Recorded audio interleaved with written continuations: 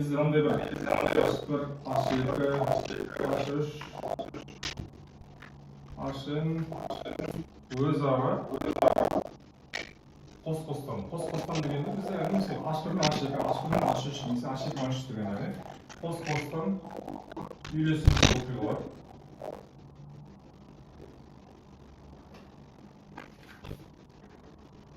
Үйлесімді оқиғалар. Мынандай бір шартта қанағаттанады. Теңдікте H1 қосылған H2, H3, осының бәрі H, яғни бізде бір U бар. Яғни бір толық бір жүйені қамтысақ бізде. Енді соның несі бірге тең болатын болса. Яғни мына оқиғалардың барлығын 100% қарастырып алсақ деген мысалы, біріншісінде 10 шығар, екіншісінде 20 шығар, үшіншісінде 30 шығар, барлығы 60-100% болатын болса. Яғни осының шарты теңдікте қанағаттандырсын.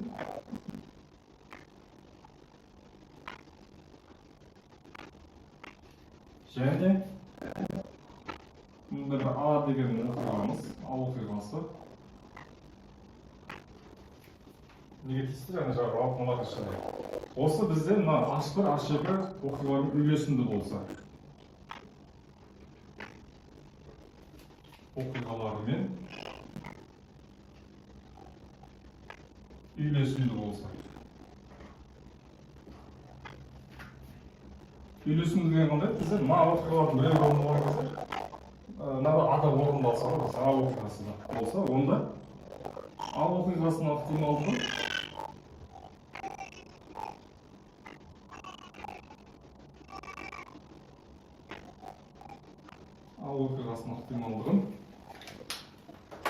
біз анықтайды екенбіз мынандай формуламен.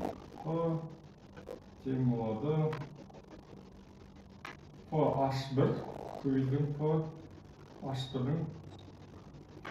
Яғни мынау бізде мынаның ықтималдығы сол тұрады. Және мынау сол A оқиғасының сол моменттегі орындалып жатқандығы деген сөз. Бізде дәл осы жалғаса береді H2, екінші оқиғаның ықтималдығы көбейтілген H2 A-ға қосылған, осы жалғаса береді n-ға дейін, H-n-ға дейін.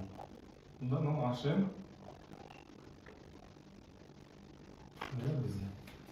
онда осы ықтималдығын осы форманы есептейміз онда біз. Және де осыны біз жазып қоюымыз керек, яғни бізде оқиғаның толық ықтималдығын есептейтін формула осы бізде. Онда осы бізде мына формуланы өздеріңіз жазып қойыңыздар. Түсініксіз де болуы мүмкін арасында формула ретінде берілген. Ал негізгі қатты қиын тақырып емес бұл жерде. Бұл сонда оқиғаның толық ықтималдығының формуласы. Ықтималдығы немесе. Енді бұны түсіну үшін бірден мысал қарастырсақ, осы мысалмен түсініктірік болады мына формуланы. Қабына өздеріңіз жазып алыңыздар, бір мысал қарастырып кетейік. Мысал бізде бұлай. Егерден араласаңыздар, мына көшіріп, астына жағынан қазір тимей алатын сияқты.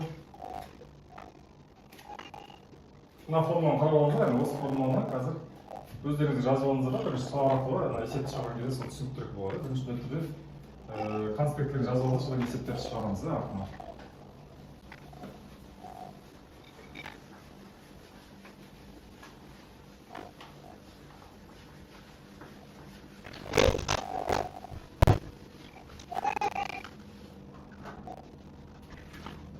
Бірінші мысалымыз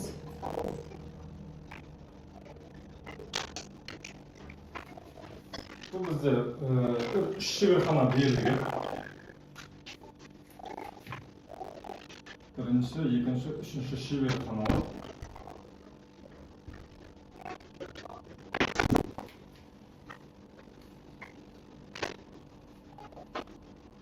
Шеберханаларында банк детальдер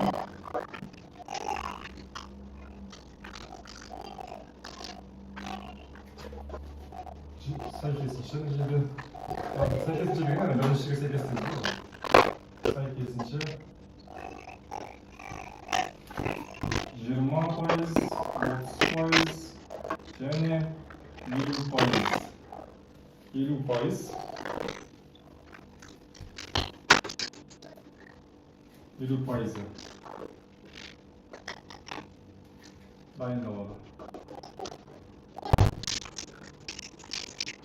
Бұл неден білесіз, яғни бірінші шеберханада 20% дайындалады. Мысалы 1000 деталь десек, соның 200-ін мына жерде, 300-і мына екіншісінде, 500-і мына үшіншісінде дайындалады деген сол мағынасы сол. Бағана айтты, біз барлығын қосындысы 100% шығу керек. Пайыз бойынша деген кезде. Немесе бұл санмен бере беруі мүмкін, ол жерде өз қатты қиын емес, вообще 100% деп ала саламыз.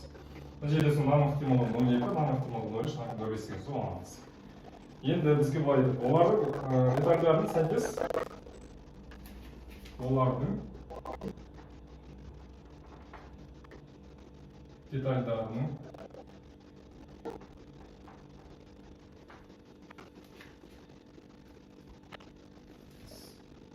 сәйкесінше біріншісінде 5%, екіншісінде 8%, үшіншісінде 15%-і ақаулы.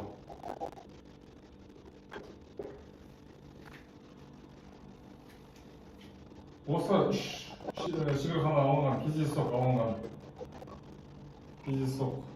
алынған бір детальдің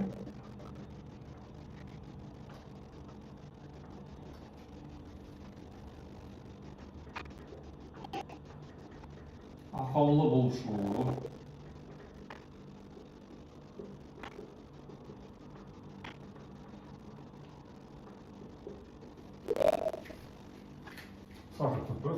Енді бұл жерде қарасаңыздар, жаңағы нені түсіндірген формулада. PH1, PH2 деген болды, біз соларды түсіндірейік, не нәрсе екендігін. Әне бізде толық ықтималдық кемінде былай түсіндірсек болады.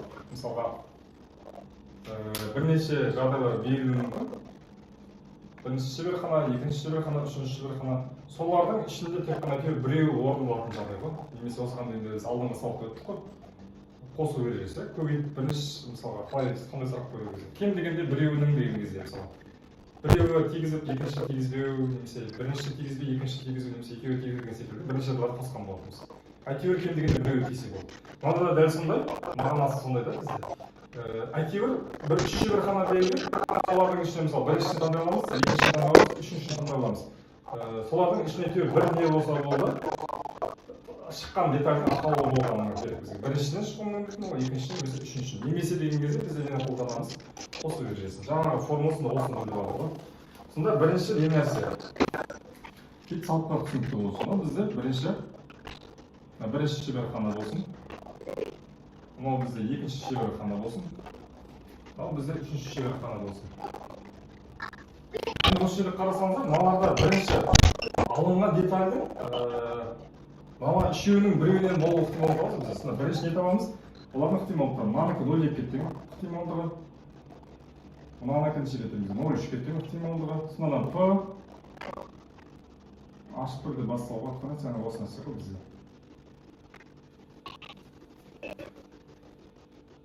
H2. Мында P H3. Ол неге тең болып отыр? Бізде 0,5-ке тең болып отыр. Бұл сонда жай ғана олардың несі қай шеберхана алынуы ықтималдығы. Ол бірден де алынып қалуы мүмкін, екіден де алынып қалуы мүмкін нәрсе. Енді бұлардың сұрауаты кездейсоқ алынған бір детальдің ақаулы болуы ықтимал. Ақаулы ықтималдығы табу. Енді бізде P A яғни тең болғанда бізде қандай? Мынасында 0,2 ғой бізде. Немесіне байланысты H1-ге байланысты.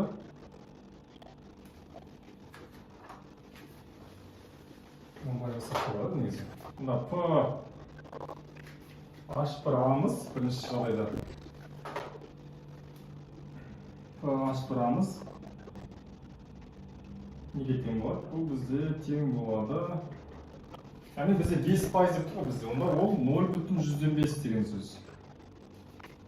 H2 деп отырғанымыз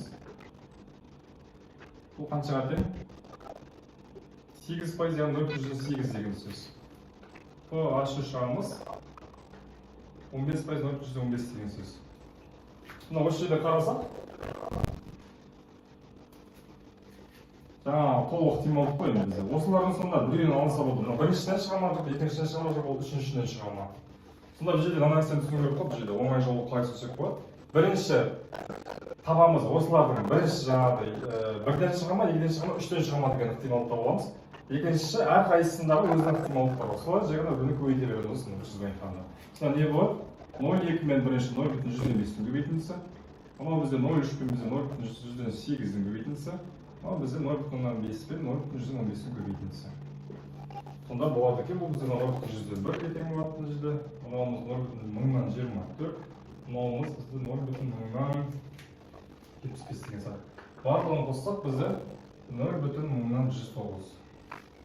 Яғни кез келген бір таңдалған бір детальдің ақаулы болып шығу ықтималы. Сонда осы бізде оқиғаның толық ықтималдығы бар. Өйткені бізде кез келген үшеуін біреу таңдаймыз. Бұл жерде қарасаңда неге ұқсайды? Сонда жаңағы өткендегі қосу ережесі ғой бізде. Қосу көбейту ережелерін қолданамыз.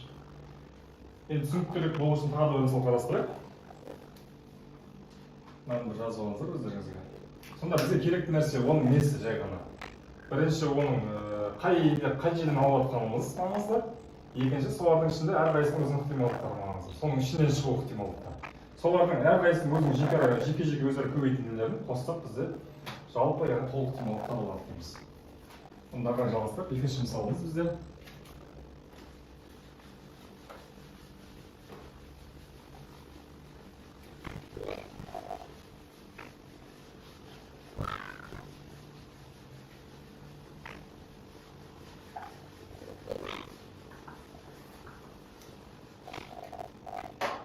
Екінші мысал былай береді. Үш қорапта шығармалар бар.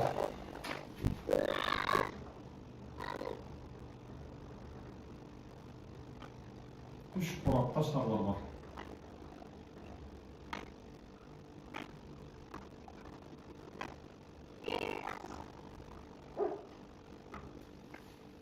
Біріншісінде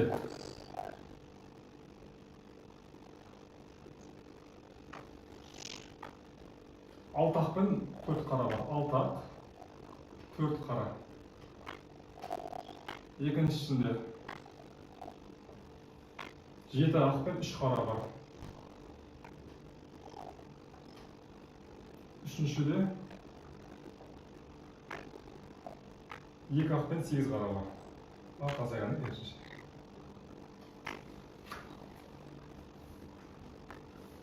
Сізде былай айтасыз. Кездейсоқ бір қорап таңдалды, сол таңдап алынған қораптан бір шар алынды дейді. Кездейсоқ бір қорапты сіз, значит ол үшеуі де таңдалды бізде. Кездейсоқ бір қорап таңдалды.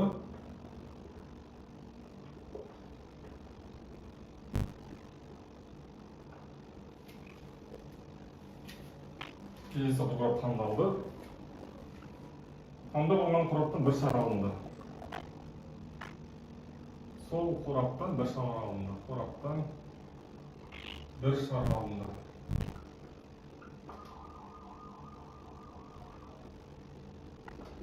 Енді сұрақ қояды бізге. Енді осы жерде қарасаңыз сұрақ былай қойылған. Бірінші сұрақ былайынан қойылған. Жаңа таңдап алынған бір шардың ақ болуы ықтималдығы.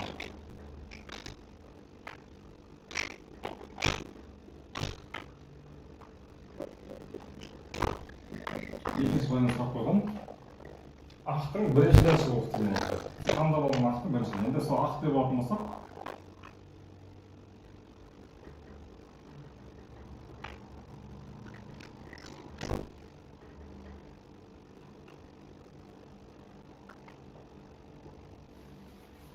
енді екіншіден тоқтамастан біріншіден тауып алайық.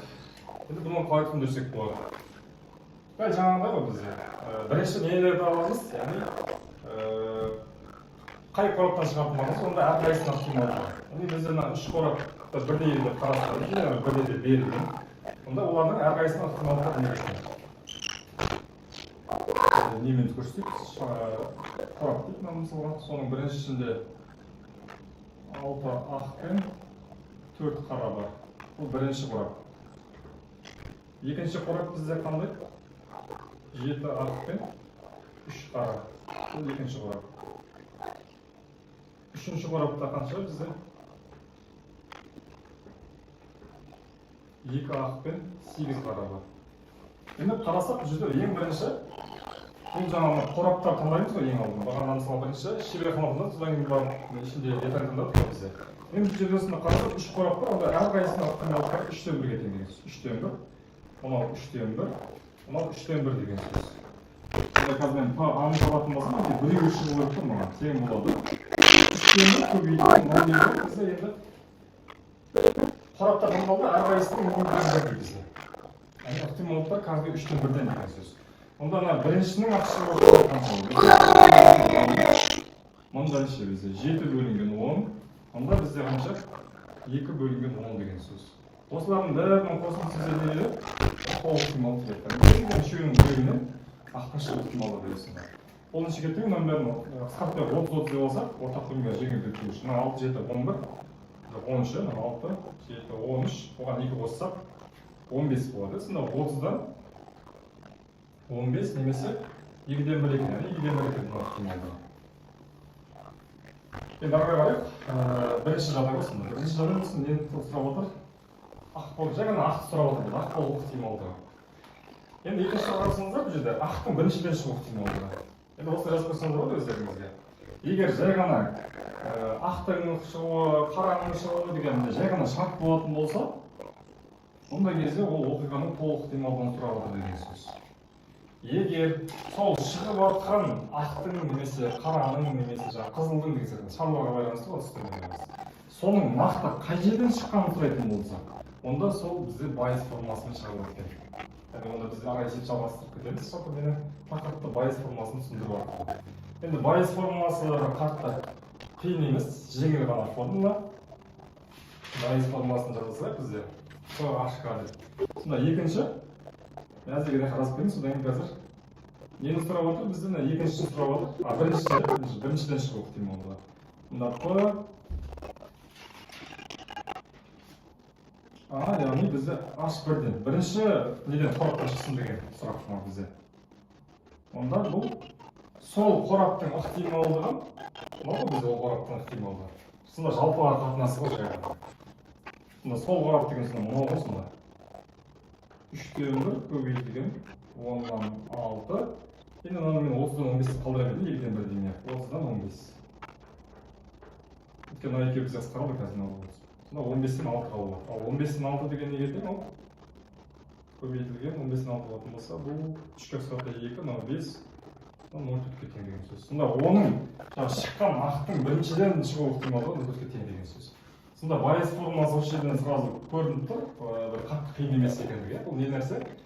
Байыз формуласы нені атайды деген кезде, жаңағы берілгендердің енді нақтылайды бір сөз айтқанда. Мысалы, бағана айтып ақтың шығуы деп жай ғана алып, ол ақ 1-ден шығуы мүмкін, 2-ден шығуы мүмкін, 3-тен шығуы мүмкін бізде. Ал енді байыз формуласы бізге не тауып береді деген кезде, сол шығып жатқан ақтың именно қайсынан? Ол біріншіден шыға ма, екіншіден шыға ма, үшіншіден шыға ма деген сұраққа жауап береді. Мынаның енді формуласын толық ашып көрсек, енді ары қарай байыз формуласына көшейік. Бір жазып алсаңыздар, мына келесі үйретуде бізде. Астыңғы жағын өшірмей тұрады берем, байыз формуласына қатысты жерін.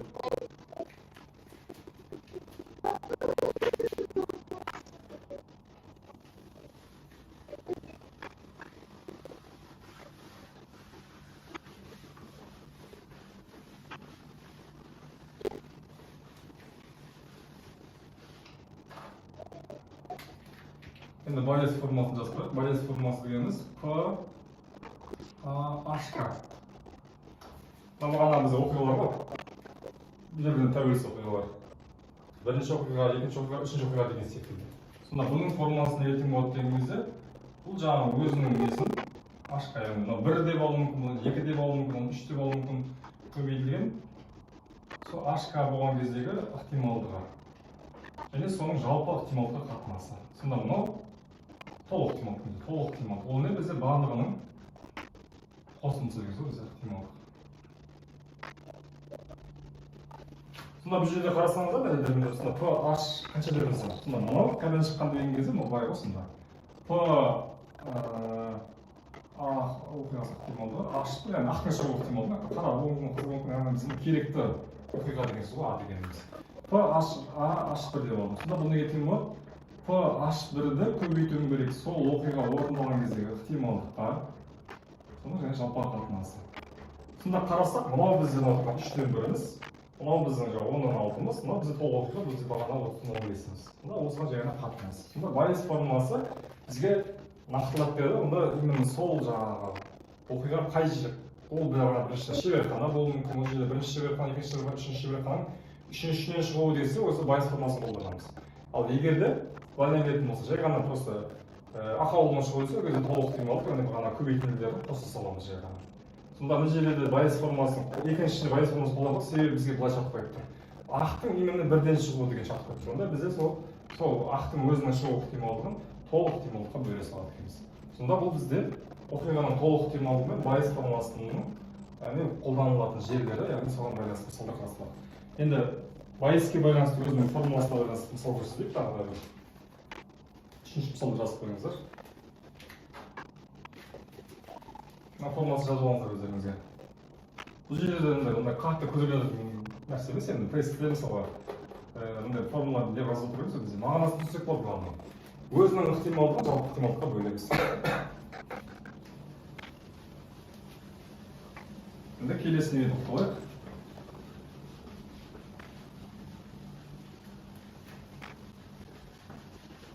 Енді бізде сол не Байеске байланысты үшінші мысалды жазып қойып, үшінші мысал. Үшінші мысалда бізде мына нәрсе берілген. Нысанаға оқ атып тигізу жарысында үш атқыш жарысқа қатысты. Олардың әрқайсысының ықтималдықтары берілген. Енді бастапқы сөздерін өздеріңіз жазып алыңыздар. Бірінші атқыштың ықтималдығы 0,8, екінші атқыштың ықтималдығы 0,7, үшінші атқыштың ықтималдығы 0,5-ке тең.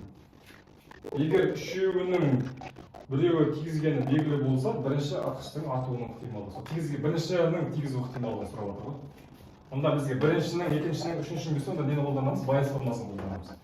Енді бұл жерде бірінші нені табуға болады? Бізге толық ықтималдық табуға болады. Үш атқыш болғаннан кейін бұларды біз не ретінде қарастырамыз? Бірінші атқыш деп қояйық. Бірінші берген ғой немесе. Екінші мерген, үшінші мерген.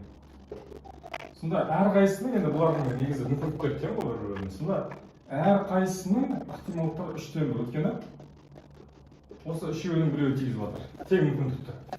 Ал бұлардың толық ықтималдығы неге тең болады? Бізде бұлардың толық ықтималдығы мына өзінің несін ықтималдығын соның жаңағыда солардың шығу ықтималдығын көбейтеміз. 0,8 қосылған 0,7 қосылған 0,5. Ашық жазсақ, 10-нан 8, 10-нан 7, 10-нан 5 қой. Бұлай жазсақ болады бірден, 30 деп алсақ, 10-нан болған кезде. 8 қосылған 7, қосылған 5 қой.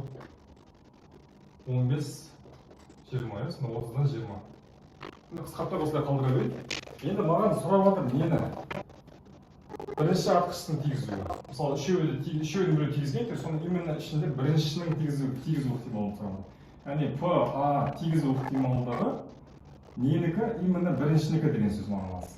Бұл тең болады сол өзінің ықтималдығы мен сол тигізу ықтималдығының көбейтіндісін жалпыға қатынасы, жалпы деген бізде толық ықтималдыққа қатынасы. Бұл неге тең? Бізде мына 3-тен 1 мен 10-нан 8-дің жалпы ықтималдығымыз 30-дан 20 болды, бізде толық ықтималдығымыз. Осында 30-дар кетіп қалды.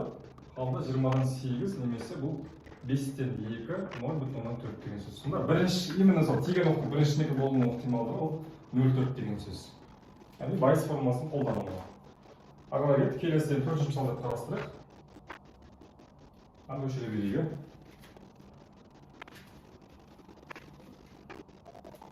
Жазылсаңыздар, төртке өшейік.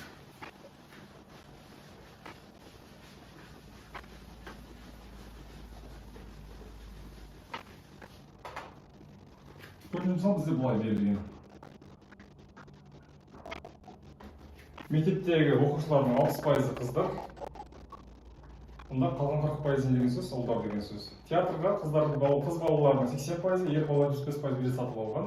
Мұғалімдер бөлмесіне жоғалған билет әкелінді. Бұл билеттің ер баланы жоғалтқан болуы ықтималын сұрап отыр. 60% қыз бала бар. Онда қалған 40% ер бала деген сөз. Мына қыздардың 80% не сатып алған, билет алған. Мыналардың 75% билет алған.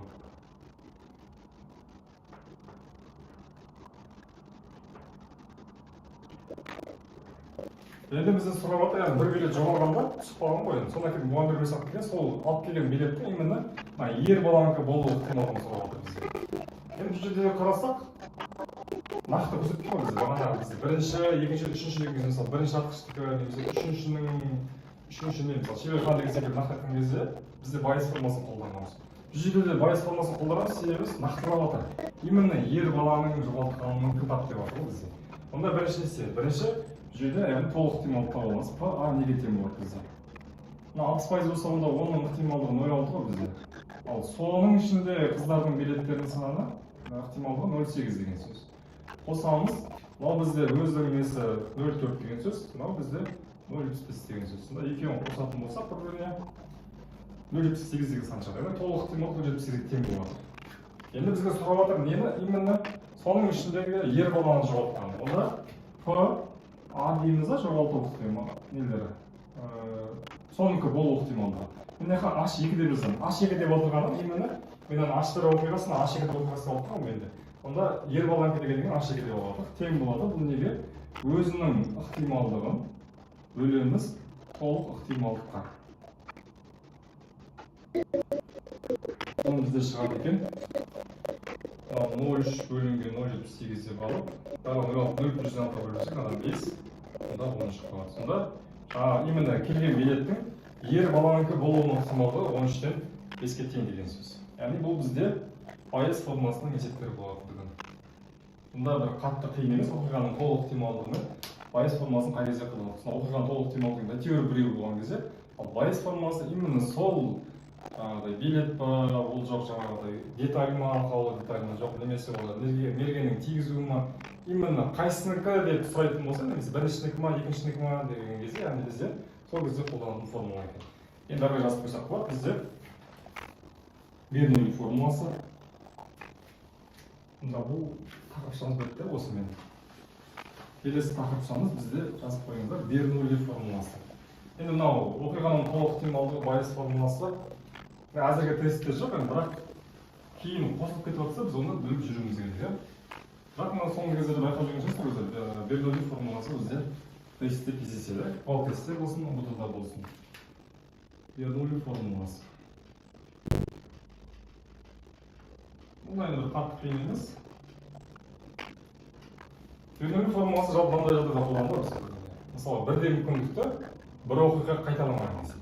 Мысалы, мергеннің тигізу ықтималдығы бар, мысалы 0,5, 0,8 деген секілді.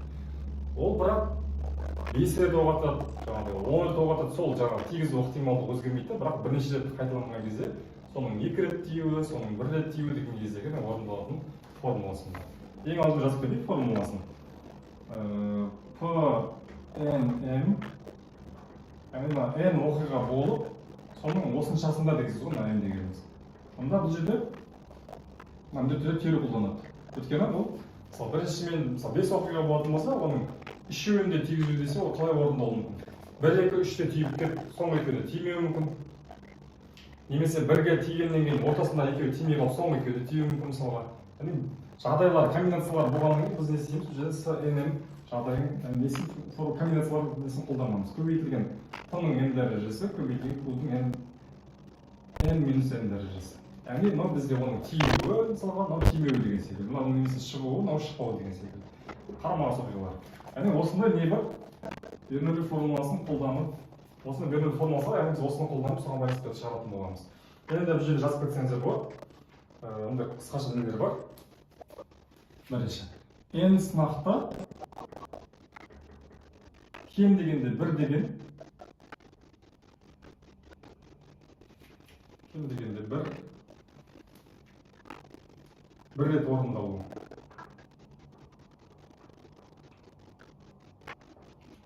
Бұндай кезде яғни формуламыз P-M, аның ішінде M үлкен еттен бірде боламыз. Мынаның мағынасы қандай? Бізде бірден жоғары, бір ең аз дегенде бір, ары қарай бір жоғары. Бұл бізде естеріңізде болса, кем дегенде бір дегенде бір алынған Q-дің көбейтінділердің формулалары бізде соны қолданамыз сонда жерде. Bir алынған, бірақ Q-дің n дәрежесі. Неге? Өйткені әрбір тимеу жаңағы немесе болмау ықтималдықтар бірдей деген сөзінде осындай формуламен шарасызсақ болады екен.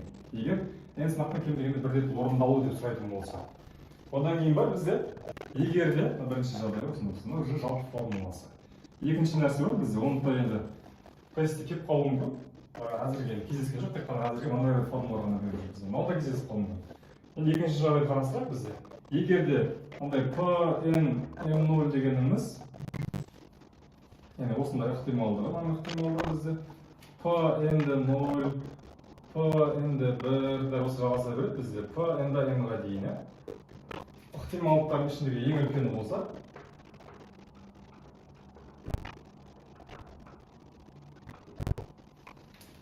ең үлкені. Мыналардың ішіндегі ең үлкені де оны ықтималдығы. Онда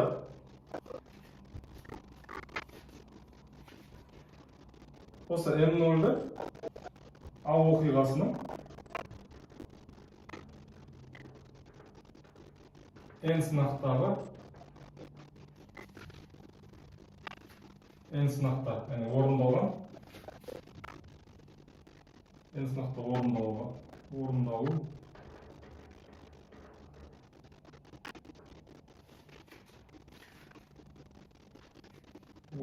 кезіндегі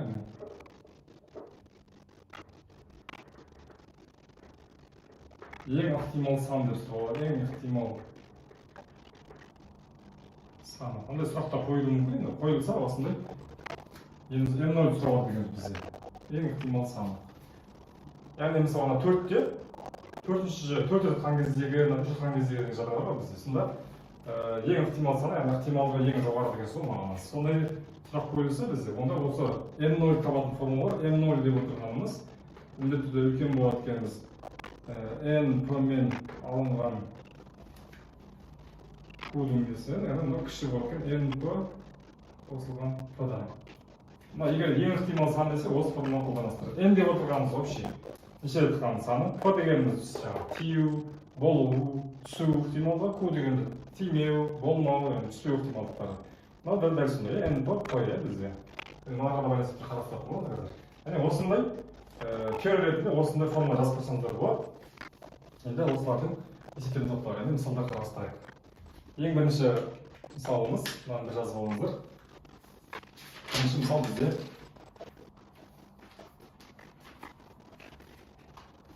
жазып қойғандар жазылды. Бірінші мысал.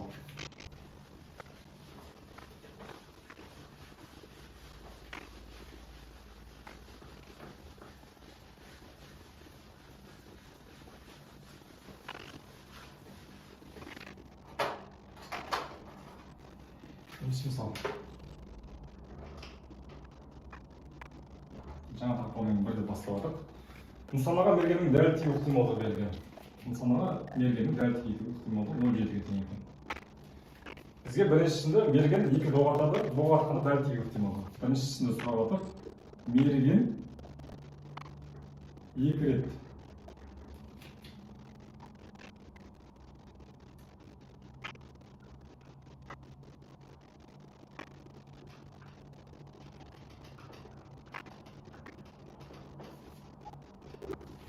Бізде мергеннің дәл тиу ықтималдығы сіздерге осылай дәл беріледі да, содан кейін ары қарай сан айтады, осында 3 рет атты, 5 рет атты деген сияқты. Мерген 2 рет доғартқанда дәл тиу деген 1 рет есеп отырсыз ғой, дәл тиу ықтималдығы. Онда біз не істейміз? P атып атар 2 рет, мынау маңызды бізде. Соның әйтеуір 1 рет есеп болды осында. Не істейміз? S 2-де 1 көбейтеміз. P 1 рет, Q, мына Q-дің дәрежесі арасында мына екеуінің айырмасы. Бұл да 1-ге тең болады. Не істейміз? Мына 2-де 1 деген ол 2-ге тең өткенде комментарийге бөлімде өткенбіз. P1 деген жаңағы 0,7 деген сөз. Көбейтеміз. Мында Q дегеніміз мынаны бірден алып тастаңыз. Әрқашанда бұл жерде мына формуланы бізге біліп жүру керек болады екен. P қосылған Q-дің қанша екендігі бұл бізде бір кеткен болады. Онда осы жерден қарайтын болсақ 0,3 кеткен ғой сонда. Мына екеуге бөлсек 0,21, 12-ге бөлсек 0,42. Ана 0,42 кеткен. Бірінші, яғни екі рет тұрған кезде бір рет тиюі ықтималдығы. Екіншісінде былай беріп жатыр шартымыз. 4 рет атқанда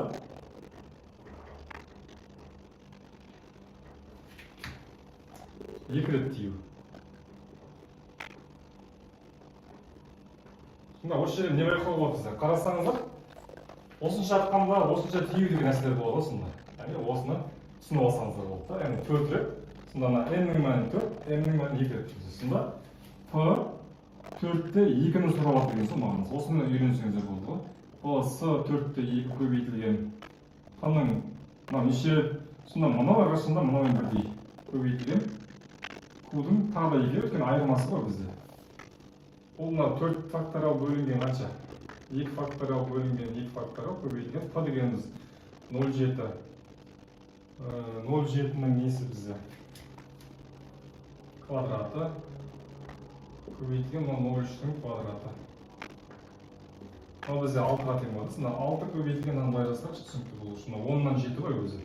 100-ден 49 көбейтілген мынау 100-ден 9-да жайған 0,3 дегеніміз. Енді есептейтін болсақ бізде асты 10-ның көбейтілген 54 қой бізде сонда. 49 көбейтілген 54, 36, 3 ойда, 4, 16, 19, 45, 4 ойда, 20, 24. 6, 14 бір ойда, 1 қосылған 4-іміз 5 ойда 16, 2030 46. Осындай қатынасы 0,26 қалады деген бізде. Сонда бұл жерде 4 рет тұрған кезде 2 рет тию ықтималдығы деп айтамын. Сонда Берноль формуласы қатты қиын емес, қазір мыналарды қолданылсақ болды. Енді үшінші түрі бар. 5 рет тұрған кезде, яғни дәл сондай мына бірінші сақ. 5 рет тұрған кезде дәл тию.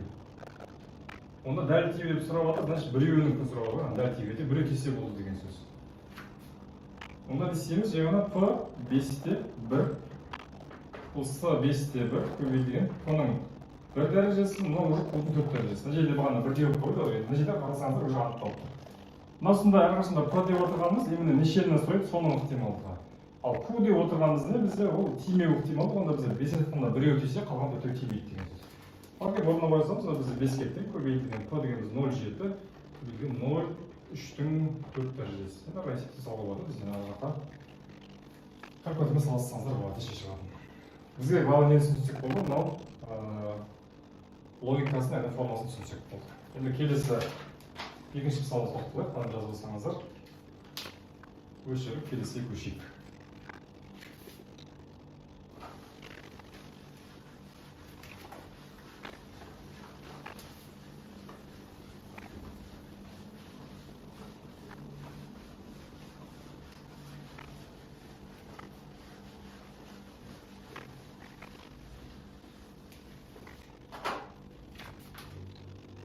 Екінші мысал. Дәл сонда мергенге берілген, мергенге тигізу.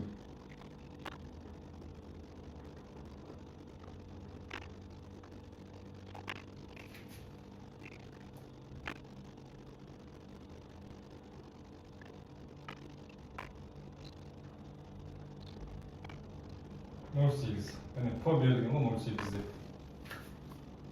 Оның және неше жоғарғы беріп қойған. Ол 5 рет, нақты уже бар. Şimdi әрқайсысына бөліп тапсырма қойдым. Бірінші, тура 3 оқ тию.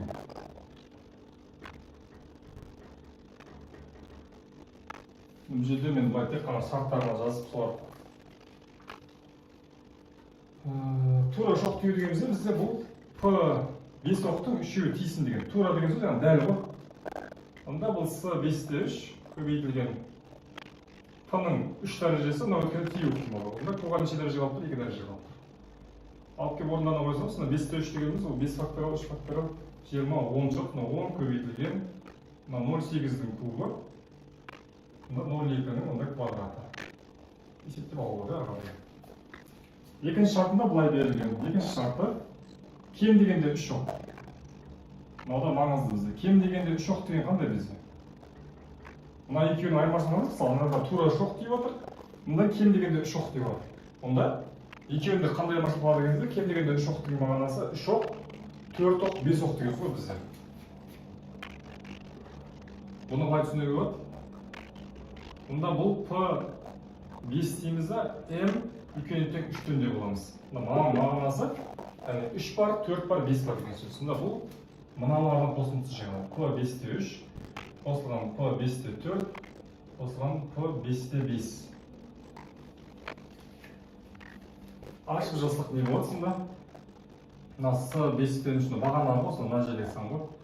P-ның кубы, Q-дің квадраты, қосылған S5-те 4, P-ның 4 дәрежесі, Q-дің 1 дәрежесі, қосылған S5-те 5, P-ның 5 дәрежесі уже Q-да ешқандай не жоқ, 0 дәрежесі. Тек қана мынау бірге тең, мынау бірге тең, мынау P5 қана қалып отыр сонда. P-ның 5 дәрежесі қалып отыр. Есептеп жасап қойды, орнына қойып. Үшінші бізде сұрап отыр. Кем дегенде бір рет тигізу ықтималды 0,9-дан кем болмайтындай неше ату керек? Кем болмайтындай. Кем болмайтын дегенсіз, значит артық дегенсіз ғой бізде. Осы мәнді қараңыздар.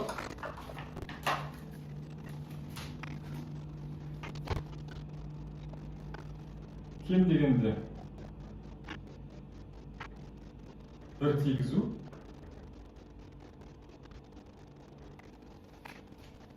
ықтималдығы 0,9-дан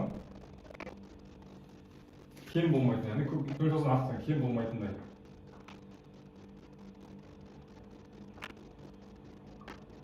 Кем болмайтындай неше оқ ату керек? Енді сұрақ n-ді сұрап отыр. Жоқ, n-ді ішіндегі неше оқ ату керек?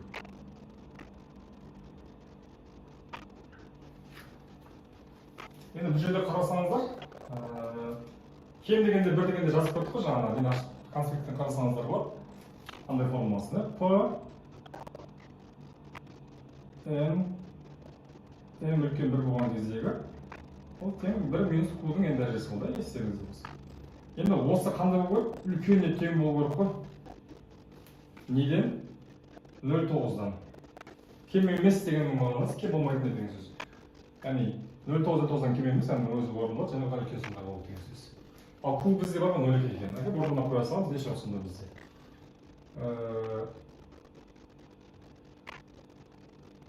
Бір алынған 0,2-ның неше дәрежесі, n дәрежесі үлкен тең 9-дан, 0,9-дан.